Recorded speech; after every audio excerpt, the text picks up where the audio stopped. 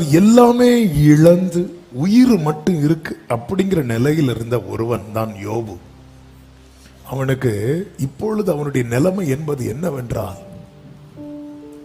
அவன் உண்மையிலேயே அவன் வாழ்க்கையில நஷ்டம் வராம இருந்திருந்தா கூட இந்த அளவுக்கு ஆசீர்வாதம் வந்திருக்காது. இதுதான் தேவனுடைய செயல். நம்ம அதான் யோபு அதனாலதான் அது இருந்திருந்தா இது இருந்திருந்தா நம்ம அப்படி நினைச்சிட்டு இருக்கிறோம் தெரியுமா. அது ஒருவேளை நீங்க நினைச்சது போல அது இது இருந்திருந்தா கூட நாளைக்கு கர்த்தர் உங்க வாழ்க்கையில செய்ய போகிறதுக்கு ஈடு ஆகாது. கர்த்தர் உங்களுக்கு வார்த்தை தந்தது உண்டானால் அவர் சர்வ வல்லமை உள்ள தேவன்.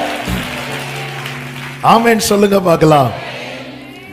ஆண்டவருடைய நினைவுகள் இன்னைக்கு நம்ம அதுதான் கொஞ்சம் மெடிடேட் பண்ண போறோம். எல்லாமே பேசுறதுக்கு டைம் இல்லை, டைம் இருக்காது. ஆமென். நீங்க சீக்கிரம் எழும்பி ஓடவும் முடியாது, மழை சுத்தி உள்ளே கர்த்தர் நல்ல வசன மழை தந்து கொண்டிருப்பாராக. ஆமென்.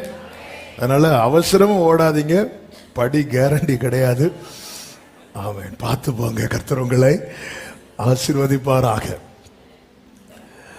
கர்த்தர் சொல்லுகிறார் ஏசாயா தீர்க்கதரிசியை கொண்டு 14வது அதிகாரம் அதனுடைய 24வது வசனத்துல, நான் நினைத்திருக்கிற படியே நடக்கும், நான் நிர்ணயித்த படியே நிலை நிற்கும் என்று சேனைகளின் கர்த்தர் ஆணையிட்டு சொன்னார். அதாவது ஆண்டவருடைய நாமமே சத்தியம். ஆமேன். ஆமேன் என்றால் என்ன தெரியுமா? ஆமா வா இல்லையா அப்படி கிடையாது. ஆமேன் என்றாலே ஆம்தான், ஆம்தான். அதுல அந்த ஆமேன் என்றாலே அதுல இல்லை கிடையாது, இல்லை கிடையாது, இல்லை கிடையாது. அல்லேலூயா. ஆமேன் என்றாலே அதுல என்ன கிடையாது? இல்லை கிடையாது. அதனால வேர்டு வரும்போது நம்ம என்ன சொல்லணும்? சிலர் ஐயோம்பாங்க. ஐயோ. ஆமென், ஆமென், ஆமென் என்கிற நாமமுடையவர் சொல்லுகிறதாவது ஆமென், ஆமென். வாக்கு தத்தங்கள் எல்லாம் ஆமென், ஆமென், ஆமென். இயேசு சொன்னதெல்லாம் நினைக்கிறார், நினைக்கிறார். அவர் நினைத்ததை நிர்ணயிக்கிறார், நிர்ணயித்ததை நிறைவேற்றுகிறார்.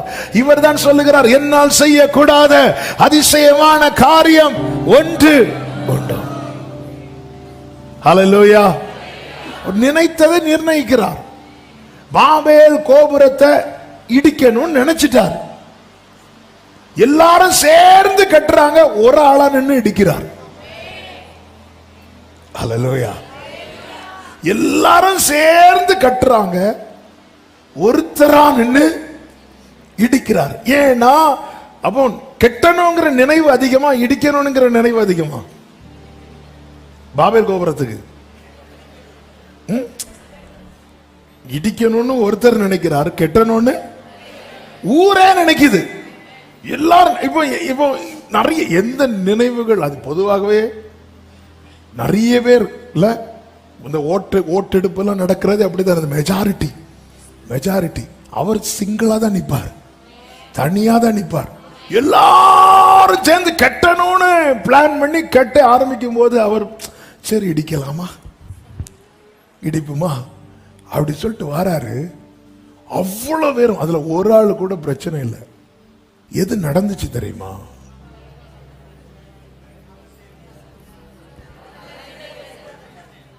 கர்த்தர் நினைத்தது. எதுக்கு தான் சொல்றேன் தெரியுமா? ஊரே உங்களை நிர்மூலமாக்கணும்னு நினைச்சாலும் அவர் ஒருத்தர் உங்களை வாழ வைக்கணும் நினைச்சிட்டார்னா,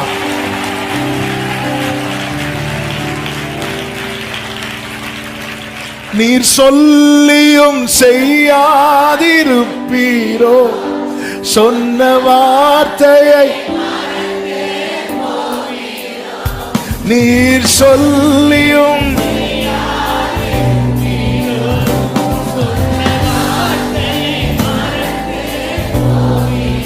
ஆமென். ஒரு முறை என்னிடம் நீர் சொன்ன குறித்திட்ட கால. பிரியமானவர்களே, எல்லாரும் சேர்ந்து காலேவ கல்லெறியணும்னு நிக்கிறாங்க. எல்லாரும் சேர்ந்து காலேவ கல்லெறியணும்னு நிக்கிறாங்க. ஆண்டவர் நினைச்சார், அந்த அவ்வளவு பேரும் கானானுக்குள்ள போக மாட்டான், இவன் ஒருத்தன் கானானுக்குள்ள போக மாட்டான். ஹல்லேலூயா. அதாவது உங்களை சுத்தி உங்க சொந்தக்காரங்க ஆகட்டும், உறவுகளாகட்டும், உங்க கூட வேலை பார்க்கிற அத்தனை பேரும் உங்க வாழ்க்கை இடியணும்னு நினைச்சாலும் அவர் ஒருத்தர், அவர் ஒரு நீ வாழணும்னு நினைச்சிட்டார்னா அவர் ஒருவர் நினைச்சா போதும். இஸ்ரவேலே, நீ என் தாசன், நீ என்னால் மறக்கப்படுவது இல்லை. அவர் ஒருத்தர் நினைச்சா போதும். ஹல்லேலூயா. என்ன மறக்காதீங்க. இன்னைக்கு அவ்வளவுதான், செர்மன் தான். ஆண்டவரே, அவங்க நினைக்கிறாங்களா அப்பா, அவங்க எப்படி நினைக்கிறாங்க, எப்படி நினைச்சிட்டு போட்டோம், நீங்க என் பிள்ளை வாழணும் அப்படின்னு நினைச்சிருங்கப்பா, என் பிள்ளை எழுமணும் அப்படின்னு நினைச்சிருங்கப்பா.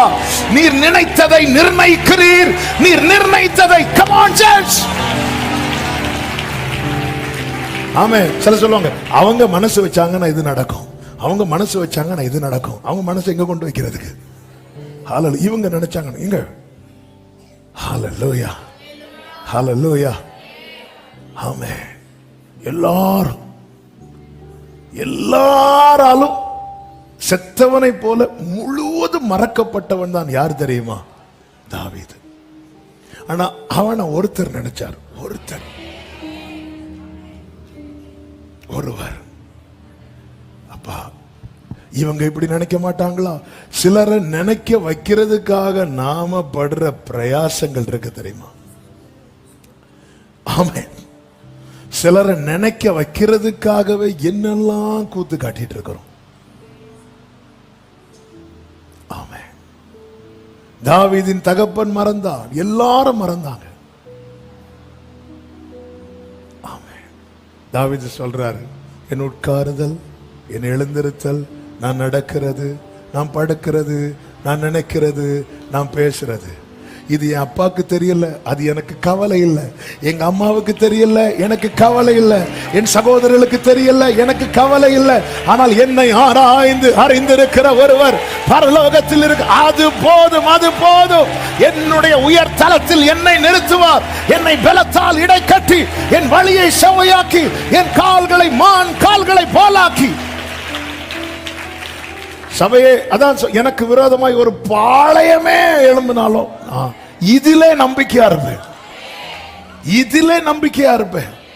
நம்ம எதுல நம்பிக்கையா இருக்கிறோம்? ஹல்லேலூயா. நான் இதிலே நம்பிக்கையா இருப்பேன். ஆண்டவர், நான் வாழணும்னு நீங்க மட்டும் நினைச்சிட்டீங்கன்னா எந்த பாதையையும் எந்த சூழ்நிலையும் உங்க கரம் இருக்க, உங்க கரம் இருக்க. ஹல்லேலூயா. எல்லாரும் சேர்ந்து இவனை கீழே தள்ளிடுவோம், எல்லாரும் சேர்ந்து இவனை ஒதுக்கிறோம். எல்லாரும் அப்படி நினைக்கட்டும். ஆண்டவரே, நீங்க எப்படி நினைக்கிறீங்க? கர்த்தர் எப்படி நினைக்கிறார்? கர்த்தருடைய நினைவுகள், கர்த்தருடைய பரிசுத்த நாமத்திற்கு மகிமை உண்டாவதாக. சங்கீதம் 33:11 இப்படி சொல்லப்பட்டிருக்கிறது, கர்த்தருடைய ஆலோசனை நித்திய காலமாகவும் அவருடைய இருதயத்தின் நினைவுகள் தலைமுறை, the thoughts of his heart to all generations. தலைமுறை தலைமுறையாக நிற்குமா? எங்க நம்ம நினைவுகள் எவ்வளவு நாள் நிற்கும் நமக்குள்ள? ஆமே. இந்த காலேஜ் ஸ்கூல்லாம் முடிச்சு போகும்போது ஆட்டோகிராஃப் எழுதுவாங்க, இப்போ உண்டான்னு தெரியல. எனக்கு நிறைய பேர் எழுதி கொடுத்தாங்க, நானும் எழுதி கொடுத்தேன். எழுதி தந்து டைரி உட்பட எழுதின நபர்கள் ஒருவரையும் காணோம். ஹல்லேலூயா. ஆனா கர்த்தர் நம்மளை பத்தி ஒண்ணு நினைக்கிறார் பாருங்க. அவருடைய நினைவுகளின் அந்த வலிமையும் அந்த மேன்மையும் என்பது அவர் அப்படி நினைக்கிறார்.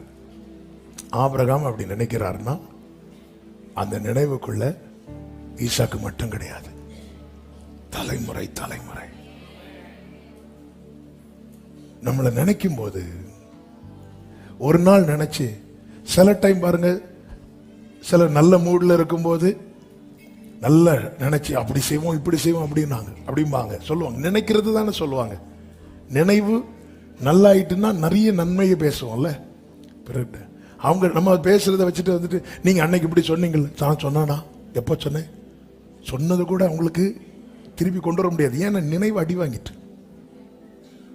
சிலருக்கு பாருங்க, இந்த நினைவு அடி வாங்கினதும் இது யார் தெரியுமா, தெரியல, அவ்வளவு நாள் கூட பழகிருப்பாங்க, அவ்வளவு நாள் பழகிருப்பாங்க. ஒரு சின்ன ஆக்சிடென்ட்லயோ அல்லது ஒரு வியாதியிலையோ நினைவில் எங்கேயோ பிரச்சனை ஆயிருக்கும். யார் தெரியுமா, தெரியாது, தெரியாது. கூட இருக்கிற துணையா இருப்பாங்க, தெரியாது. நினைவு அடி வாங்கிச்சுன்னா ஆள தெரியாது. எதுக்கு இது சொல்றேன் தெரியுமா, என் ஆண்டவருடைய நினைவுகள் தலைமுறை தலைமுறைக்கு நிற்கும். அது அர்த்தம் என்ன, இன்னைக்கு என்ன தெரியும்னு சொல்லிட்டு நாளைக்கு என்ன தெரியாதுன்னு சொல்ல மாட்டா. ஆமே. உங்ககிட்ட இருந்து நன்மையை வாங்கின அல்லது உங்களால ரொம்ப நன்மை பெற்ற பயன் பெற்றவங்க திடீர்னு ஒரு நாள் உங்களை தெரியாதுன்னு சொல்றாங்கன்னா அதுக்கு ரீசன் என்ன அப்படின்னா, உங்களை குறித்த நல்ல நினைவுகள் அவர்களுக்குள் இருந்து போய்விட்டது என்று அர்த்தம். உங்களை குறித்த நல்ல நினைவுகள் போய்விட்டது. அந்த வியாதிக்கு என்ன பேர் சொல்லுவாங்க, மறதி, அம்னீஷியாவா? ஆமா, கரெக்ட். அப்படியே அவங்க உங்களை கல்யாணத்துக்கு கூப்பிடலையா, பாவம் அம்னீஷியா. அவங்கள்ட்ட சொல்ல நமக்கு வியாதி வந்த மாதிரி ஃபீல் பண்ணிட்டு இருப்போம். ஆமா, ஆண்டவர் மாத்தி யோசிக்க வைக்கிறார்ல. நம்ம ஏதோ நம்மளெல்லாம் கூப்பிடல, ஏய் மறந்துட்டாங்க, ஜோமன் மறதி வியாதி வந்துட்டு. அதுக்குன்னு ஸ்டேட்டஸ்ல போடாதீங்க, எங்க சித்தப்பாக்கு எங்க பெரியப்பாவுக்கு அப்படி போட்டுறாதீங்க. மறந்துட்டாங்கப்பா. ஹல்லேலூயா. மறப்பாங்க. சிங்கத்தின் கைக்கு தாவீது ஆடுகளை மீட்டதை எல்லாம் தகப்பன் மறக்கிறான். எல்லாரும் மறப்பாங்க. ஆனா ஒருவருடைய நினைவு தலைமுறை தலைமுறை